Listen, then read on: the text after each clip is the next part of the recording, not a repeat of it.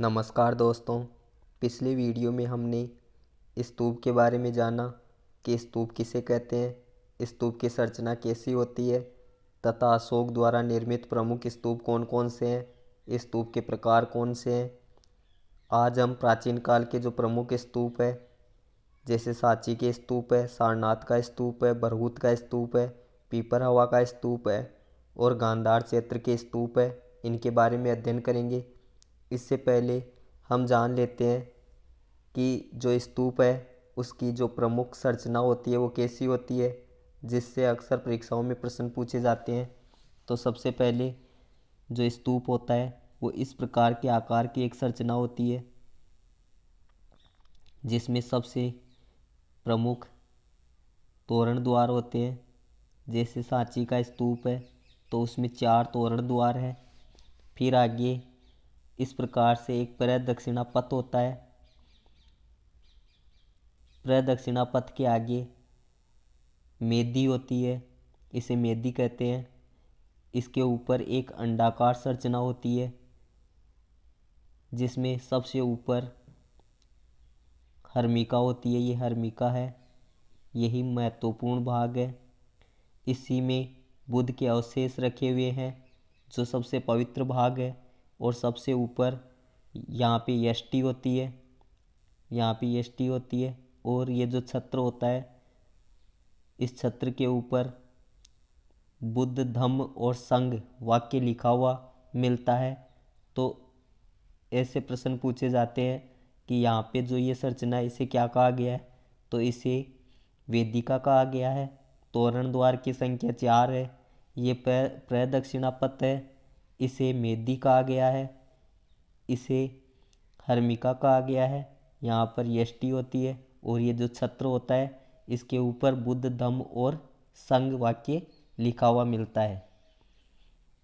सांची का जो स्तूप है सर्वश्रेष्ठ स्तूप है और अशोक द्वारा निर्मित है।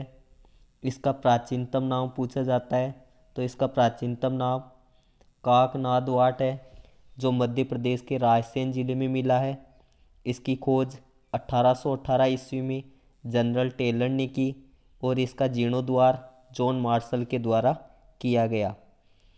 परीक्षाओं में पूछा गया है कि इसे कब यूनेस्को द्वारा विश्व धरोहर सूची में शामिल किया गया, तो 1989 में इसे यूनेस्को द्वारा विश्व धरोहर सूची में शामिल किया गया।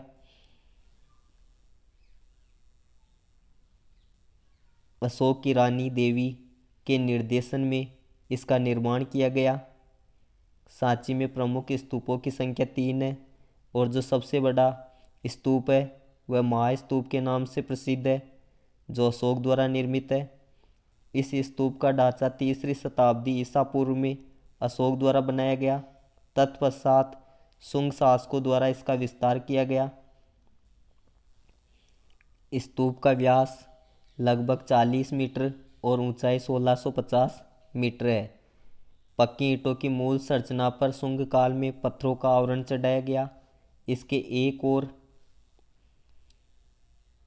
जंगले एवं तोरण द्वार आंध्र सातवाहन युग में बनाए गए।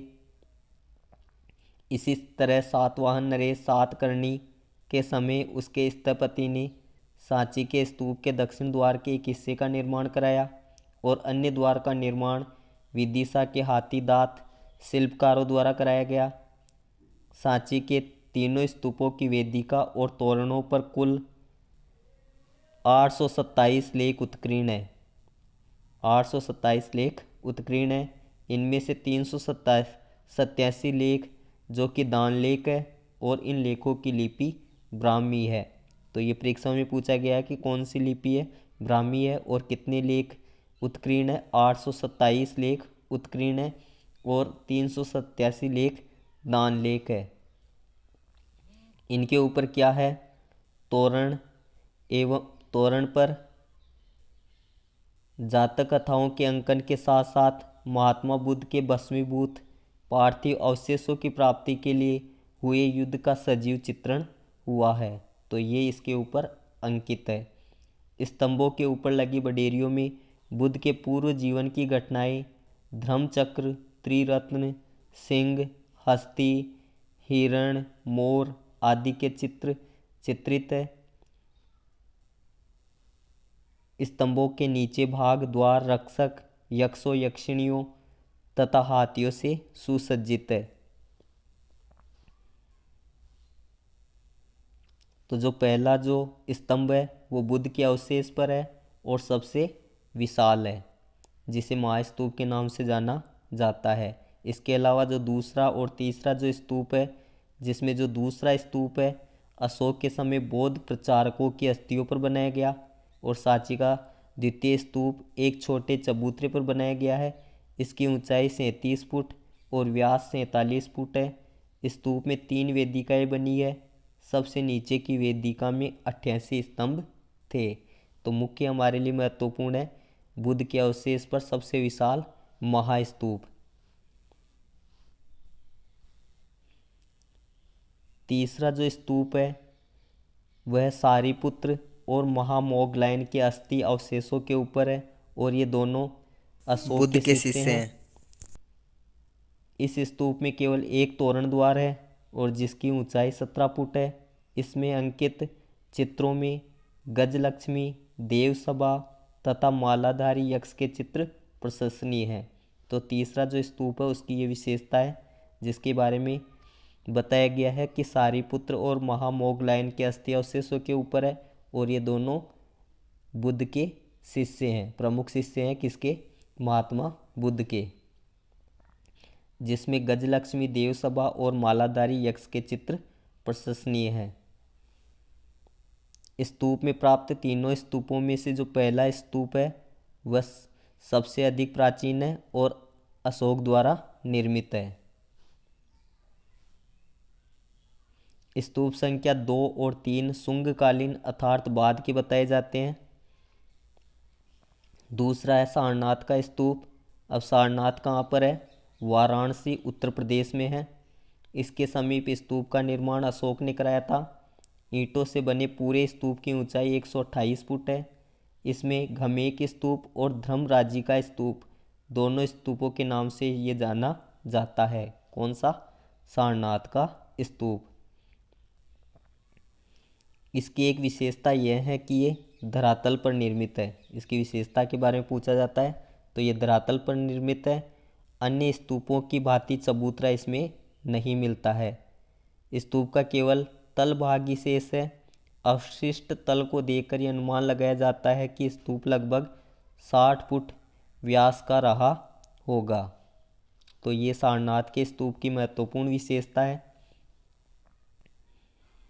और इसके बारे में महत्वपूर्ण फैक्ट है कि 1905 ईस्वी में भारतीय पुरातत्व विभाग जॉन मार्शल के निर्देशन में इसकी खोज की गई। कनिंघम ने भी स्तूप की खोज की थी और इसका जो प्राचीनतम नाम मिलता है ऋषिपतन और मृगदाव। महत्वपूर्ण है तथ्य ये। प्राचीनतम नाम इसका ऋषिपतन और मृगदाव के नाम से मिलता है। और इसके समीप महादेव मंदिर, जैन मंदिर, बौद्ध मंदिर, चीनी मंदिर, सारनाथ का स्तंभ और स्तूप, चौखंडी स्तूप इसके पास मिले हैं। अगला है पिपरहवा या पिपरहवा का स्तूप।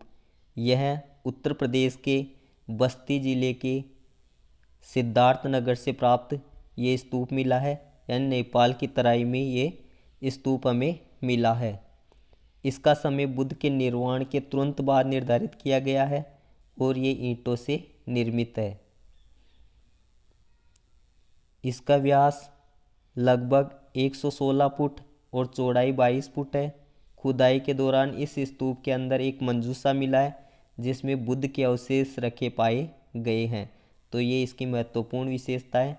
परीक्षाओं में पूछा गया है कि ऐसा कौन सा स्तूप है जिसमें एक मंजूषा मिला है जिसमें बुद्ध के अवशेष हमें मिले हैं, तो वह है पिपरहवा का स्तूप।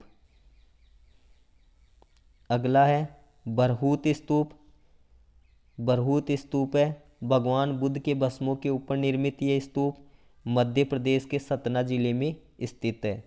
बरहूत स्तूप है मध्य प्रदेश के सतना जिले में। इसके बारे में है कि अलेक्जेंडर कनिंघम द्वारा इसको 1873 ईस्वी में खोजा गया। बरहूत स्तूप लगभग द्वितीय शती ईसा पूर्व का है। ये स्तूप भी ईंटों से बना है और इसके चारों ओर पत्थरों का घेरा था और चार दीवारी के अवशेष पर सुगंध रजे वाक्यांश उत्कीर्ण है, जिससे ज्ञात होता है कि इस चार दीवारी को शुंग काल में बनाया गया है। जो ये वाक्यांश है उससे ये सिद्ध होता है कि ये शुंग काल में बनाया गया है। इसका व्यास लगभग 68 फुट था और इसके प्रकोष्ठ भी इतने भव्य तोरण द्वार थे। पाषाण घेरे पर विभिन्न प्रकार की मूर्तियां खुदी हुई है, जिनमें बोधि वृक्ष है, धर्मचक्र है, स्तूप है और भगवान बुद्ध के जन्म संबंधी अनेक कथानक इसमें चित्रित है।